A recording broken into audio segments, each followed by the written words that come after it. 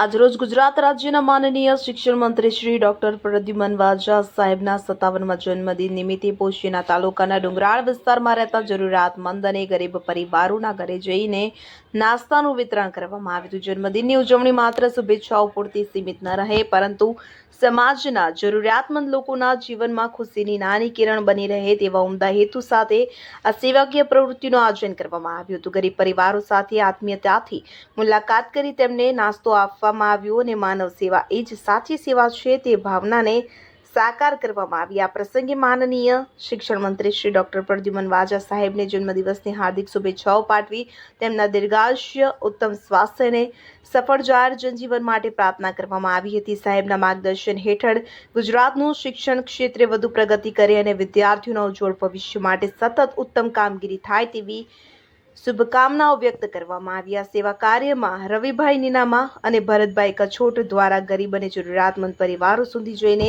નાસ્તાનું વિતરણ કરવામાં આવ્યું હતું। જન્મદિનની સાચી ઉજવણી એ છે કે આપણી ખુશીમાં કોઈ જરૂરિયાતમંદના ચહેરા પર પણ સ્મિત આવે। માનનીય ડોક્ટર પ્રદ્યુમન વાજા સાહેબને 57મા જન્મદિવસની ખૂબ ખૂબ શુભેચ્છાઓ। ઈશ્વર તેમને દીર્ઘાયુષ્ય, સુખ, સમૃદ્ધિ અને ઉત્તમ આરોગ્ય અર્પે તેવી હૃદયપૂર્વક પ્રાર્થના। આજે ગુજરાત સરકારના કેબિનેટ મિનિસ્ટર શિક્ષણ મંત્રી ડૉક્ટર પ્રદ્યુમન વાજા સાહેબનો જન્મદિવસ 57મો જન્મદિવસ છે। ખાસ કરી સાબરકાંઠા જિલ્લાના પોતે પ્રભારી પણ છે। આ વિસ્તારના આદિવાસી વિસ્તારના અંતરિયાળ વિસ્તારમાં ઘરે ઘરે જઈ અને ખાસ કરી અને ગરીબ પરિવારના બાળકો માટે થઈ અને નાસ્તાનું વિતરણ કરવામાં આવ્યું। ખાસ કરીને ભગવાન શ્રી કૃષ્ણને પ્રાર્થના કરીએ કે સાહેબનું દીર્ઘાયુષ્ય બક્ષે અને તંદુરસ્ત રહી અને ખૂબ સારી સેવાકીય પ્રવૃત્તિ કરતા રહે। અસ્તુ। જય હિન્દ, જય ભારત।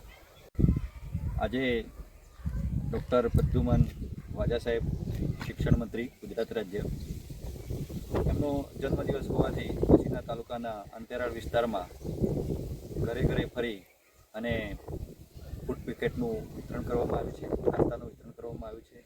સાહેબશ્રીનું જીવન ખૂબ તંદુરસ્ત રહે, સાહેબ ખૂબ દીર્ઘાયુ થાય એવી શુભેચ્છાઓ, જન્મદિવસની શુભેચ્છાઓ સાહેબશ્રીને।